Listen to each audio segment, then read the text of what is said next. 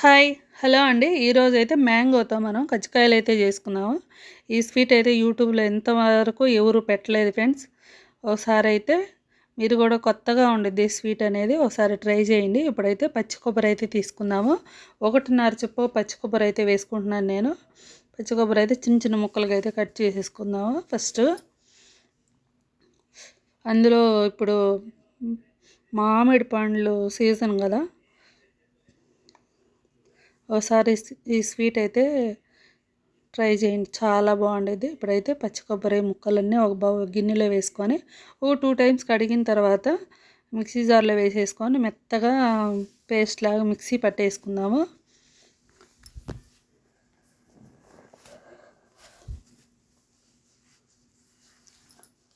Mixie జార్లో వేసుకున్న తర్వాత 2 ఇలాచీ అయితే వేసుకుందామండి.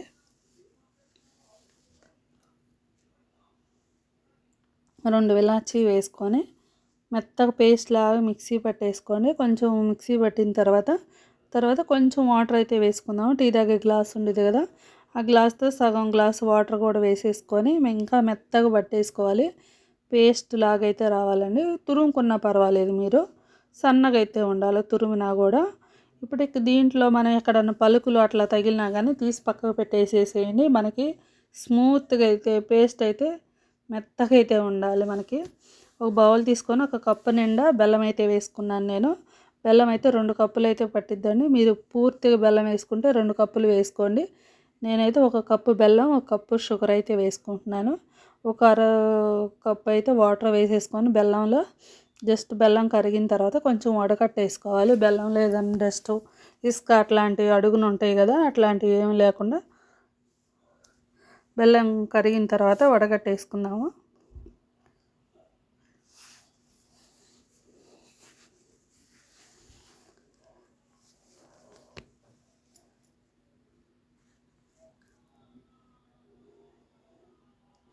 మొత్తం ఇట్లా వడగట్టేసిన తర్వాత ఇంకొంచెం వాటర్ వేసుకొని బెల్లం కరగబెట్టిన గిన్నెలో ఆ వాటర్ కూడా మొత్తం తిప్పి వేసేసుకుంటున్నాను నేను. కొంచెం బెల్లం కూడా వేస్ట్ కాకూడదు మనకి. ఇప్పుడైతే ఇందాక మనం బెల్లం కరగబెట్టిన బౌల్లోనే మళ్ళీ కడిగి ఆ బెల్లం వాటర్ అనేది ఆ బౌల్లోనే వేసేసుకొని పచ్చి కొబ్బరి కూడా పేస్ట్ చేసుకున్నాం కదా, అది మొత్తం వేసేసుకున్నాను. వేసేసిన తర్వాత స్టవ్ మీద పెట్టేసి పచ్చి వాసన అయితే పోవాలి ఫ్రెండ్స్ మనకి కొబ్బరి అనేది. అప్పుడు దాకా ఫ్రై చేసుకోవాలి. మనకు ఒక 20 నిమిషాలు అయితే పడుతుంది ఈ కొబ్బరి మంచిగా వేగేదానికి. కొబ్బరి బాగా వేగిన తర్వాత షుగర్ అయితే వేసుకుంటున్నాను నేను. షుగర్ అయితే ఒక కప్పు నిండా వేసేసుకొని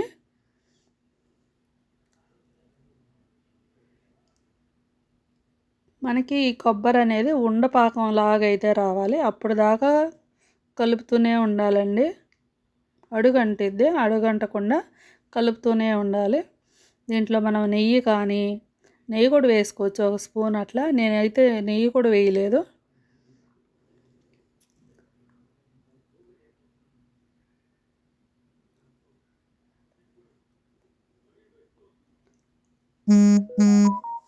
మధ్య మధ్యలో అయితే చెక్ చేసుకుంటూ ఉండండి, మనకి ఉండపాకం లాగా అయితే రావాలి.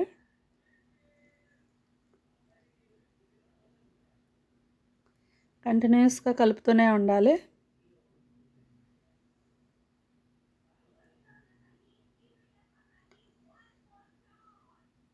ఇట్లా చేత్తో ఉండగడితే మనకు ఉండ రావాలి.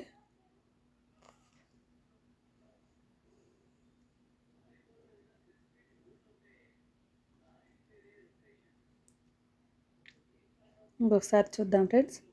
చూసారు కదా, ఉండ అయితే అయ్యింది. ఇప్పుడైతే స్టవ్ ఆపేద్దాము.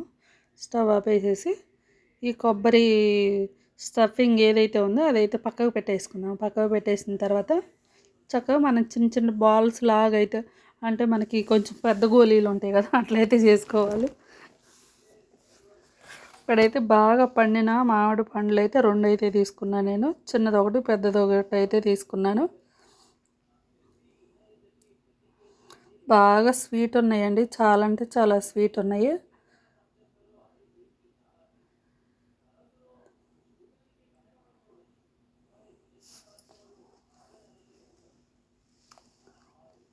చూసారు కదా, చూస్తుంటేనే టెంప్టింగ్గా ఉన్నాయి, అంత బాగుంటాయి. అస్సలు మామిడి పండ్లు అంటే ఇష్టం లేని వాళ్ళు అసలుకి ఉండరేమో బహుశా, నేనైతే అట్లా అనుకుంటాను. మనకి ఈ సీజన్కి ఆ ఫ్రూట్స్ అయితే దొరుకుతాయి. ఇప్పుడైతే మిక్సీ జార్లో అయితే మనం తీసుకున్న మామిడి పండు గుజ్జు అయితే వేసేసుకుందాం. స్కిన్ లేకుండా అయితే వేసేసుకోండి.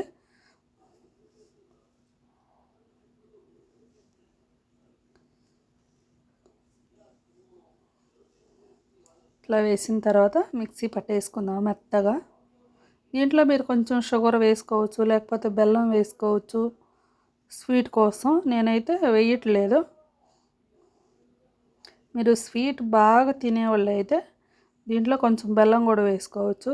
బెల్లం కానీ షుగర్ కానీ మిక్సీ పట్టేటప్పుడు. ఇప్పుడైతే బియ్యం పిండి అయితే వేసుకుంటున్నాను నేను.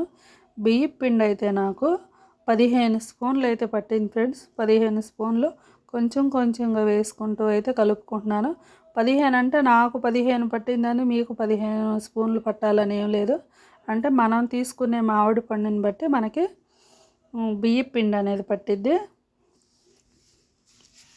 పొడి బియ్యం పిండి అయితే వేసుకుంటున్నాను నేను.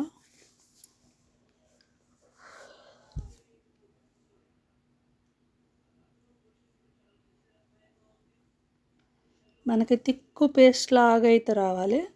అప్పుడు దాకా కలుపుకోండి. కొంచెం గట్టిగా అయితే రావాలి కొంచెం.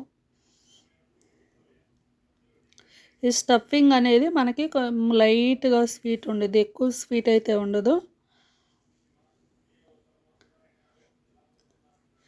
ఈ స్టఫింగ్ కూడా బాగా తీయగా ఉండాలంటే 2 స్పూన్లు 3 స్పూన్లు షుగరు అట్లయితే వేసుకోండి. బెల్లం తినేవాళ్ళు అయితే బెల్లం కూడా వేసుకోవచ్చు. ఇట్లయితే ఉండాలి మనకి పిండి అనేది. చూసారు కదా,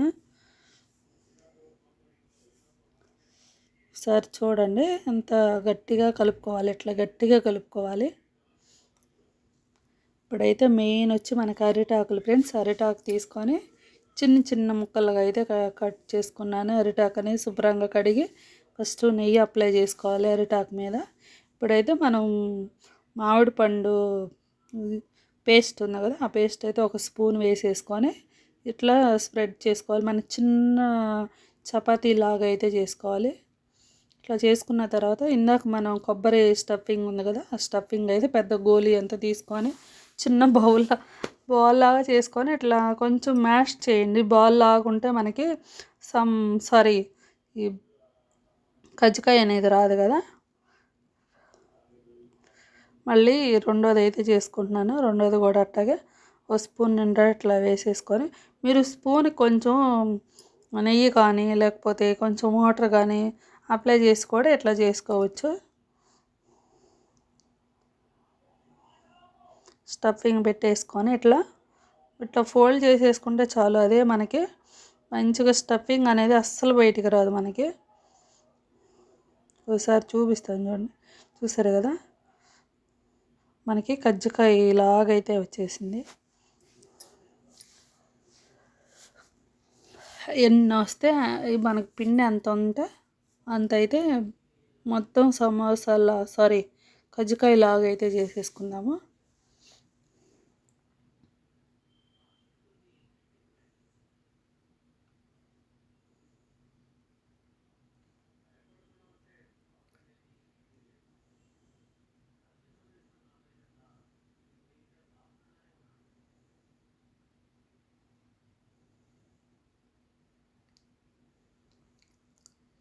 ఇప్పుడైతే స్టీమ్ చేసేసుకుందామండి. ఇడ్లీ పాత్రలో కొంచెం అడుగున 1.5 గ్లాసు వాటర్ వేసుకొని ఇడ్లీ గిన్నె అయితే పెట్టుకున్నాను. ఫస్ట్ పెట్టిన తర్వాత అరిటాకులు అయితే పెట్టుకొని ఇందాక మనం చేసుకున్నాం కదా కజ్జికాయలు, అవి అయితే పెట్టేసుకుందాము. పెట్టేసి ఆవిరి మీదే మనకి 15 నిమిషాలు అయితే ఉడకాలి. మనకి 15 నిమిషాలు ఉడికితే కరెక్ట్గా అయితే ఉడికిపోతాయి.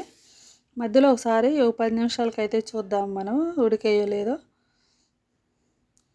10 నిమిషాలకైతే చూద్దాం ఒకసారి నైఫ్ కానీ అట్లా కుచ్చి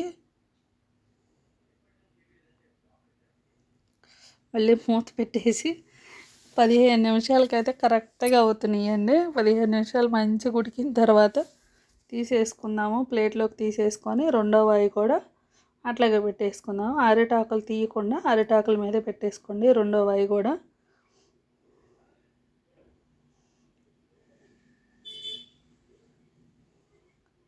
మనకి ఆయిల్‌లో డీప్ ఫ్రై చేయటం గాని అట్లా ఏమి ఉండదు. మనకి స్టీమ్ చేస్తున్నాం కాబట్టి హెల్త్‌కి కూడా చాలా మంచిది. చక్కగా మూత పెట్టేసేసి మధ్యలో ఒకసారి చూస్తున్నాను నేను, అంతే. ఆవిరికి ఏమన్నా అటు ఇటు ఏమన్నా అవుతున్నాయా ఏందని చూడండి. అరిటాకు మీద మనం నెయ్యి అప్లై చేసాం కదా, జారిపోతుంది. మళ్ళీ మూత పెట్టేద్దాము. మూత పెట్టేసి మళ్ళీ చూపిస్తున్నాను చూడండి. ఇప్పుడైతే కరెక్ట్గా అయిపోయింది. మనకి కొంచెం చల్లారిన తర్వాత తీసేసి సర్వింగ్ బౌల్లోకి తీసేసుకుంటే మనకి ఆవిరి మీద ఉడికే కజ్జికాయలు అయితే రెడీ అయిపోయినాయి. చాలా బాగుంటాయి ఫ్రెండ్స్. ఒకసారి తప్పకుండా ట్రై చేయండి. మన ఛానల్ ఎవరైనా కొత్తగా చూస్తుంటే సబ్స్క్రైబ్ చేసుకోండి. ఇవైతే ఒకసారి తప్పకుండా ట్రై చేయండి. ఆ ఫ్లేవరు, అరిటాకు ఫ్లేవరు, ఆ మామిడికాయ ఫ్లేవరు చాలా అంటే చాలా బాగుండిద్ది.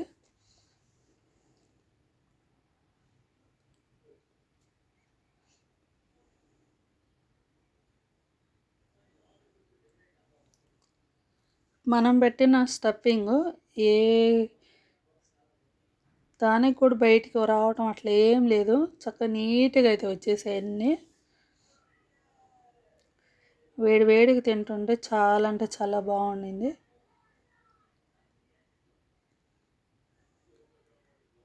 మన కజ్జికాయలు అయితే రెడీ అయిపోయినాయి ఫ్రెండ్స్. ఈ వీడియో అయితే ఇంతటితో ఎండ్ చేస్తున్నానండి. అందరికీ బాయ్ అండి.